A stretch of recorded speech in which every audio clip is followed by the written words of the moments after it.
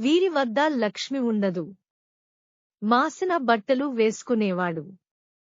శుభ్రత లేనివాడు. పళ్ళు తోముకోకుండా దుర్వాసనతో ఉండేవాడు. అమితంగా భోజనం చేసేవాడు. బద్ధకంతో ఉండేవాడు. కర్ణ కఠోరంగా మాట్లాడేవాడు. రోజంతా అంటే సూర్యోదయం నుండి సూర్యాస్తమయం వరకు పడుకునేవాడు. ఇలాంటి వారి దగ్గర ఆ వ్యక్తి ఎంతటి వాడైనప్పటికీ లక్ష్మీదేవి వాడి దగ్గర ఉండదు. కష్టం మనకు మాత్రమే కనిపించే దెయ్యం లాంటిది. దాని గురించి ఎవరికి ఎంత చెప్పినా నమ్మాలనిపించదు.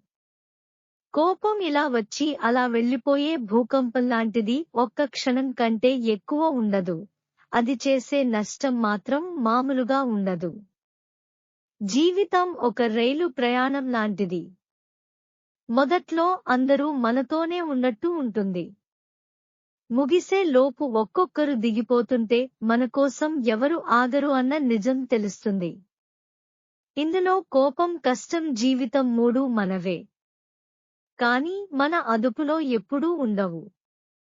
మన మాట ఎప్పుడూ వినవు. అర్థం అయ్యేలోపు దూరమయ్యేది కల.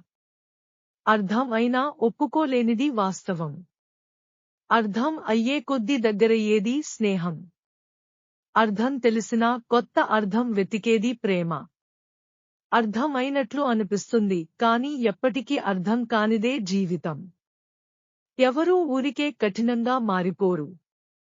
కొన్ని పరిచయాలు, కొన్ని సంఘటనలు, కొన్ని బంధాలు, కొన్ని బాధలు మనల్ని మారిపోయేలా చేస్తాయి.